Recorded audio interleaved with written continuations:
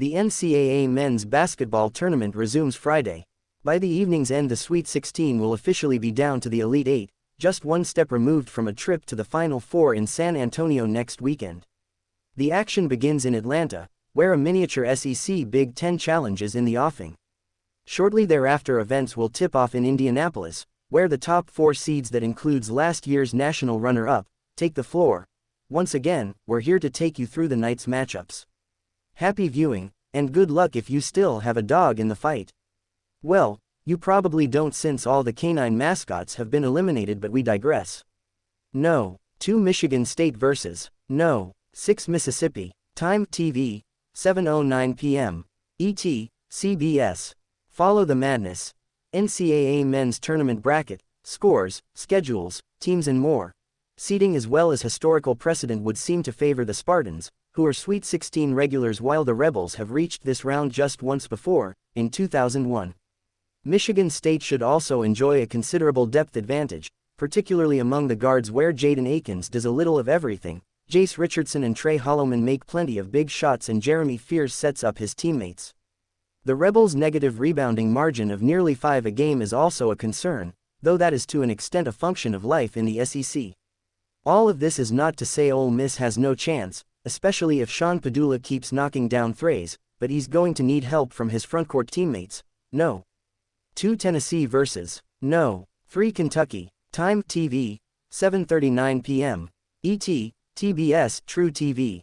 From Tennessee's perspective, Kentucky is either the one fellow SEC team it did not want to see in the tournament, or the one that it did in order to achieve a measure of redemption. As for the Wildcats, they'll look to do what worked against the Volunteers twice before in victories this season, always easier said than done. The common factor in both prior encounters was that Vol's leading scorer Chaz Lanier was held in check. He's been on a tear of late, so that could change, but the Wildcats have also been shooting well.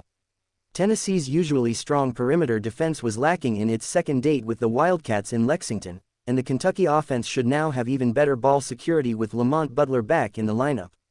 Yes, we know about Smokey, but the actual canine usually doesn't attend basketball games. No. 1 Auburn vs. No. 5 Michigan. Time TV, 9:39 p.m.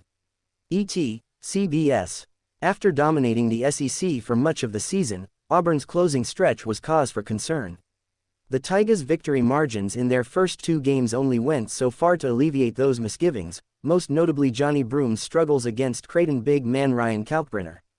That might not bode well for this matchup with the Big Ten tournament champion Wolverines, particularly when Michigan's big lineup is on the floor with both Vlad Golden and Danny Wolf. The good news for Auburn is Tahad Pettiford and Chad Baker-Mazara have been accurate from outside the arc, and the Tigers are still quite disruptive at the defensive end. But Trey Donaldson, Michigan's primary ball handler, will be facing his former team and should be familiar with the Tigers' tendencies. No. 1 Houston vs. No. 4 Purdue. Time TV, 10:09 p.m. ET, TBS, True TV. The Boilermakers will have the bulk of the home state crowd on their side for the nightcap in Indianapolis. But Houston is more than accustomed to hostile environs, having prevailed in all 10 of its road contests in the Big 12. Purdue hit a 4-game skid in February, and the Cougars, who have lost just 4 times all season, have experienced no such streak. Purdue can play with anybody when everything is working, which begins with Braden Smith handing out dimes to Trey Kaufman-Renn and Fletcher Loyer. But the Cougars are all about making sure everything is not working, as they hold opponents to a mere 58.4 points a game while forcing 13.7 turnovers on average. While L.J. Cryer and Emmanuel Sharp hit many of the shots, the Houston offense usually runs through the capable hands of Milos Uzin.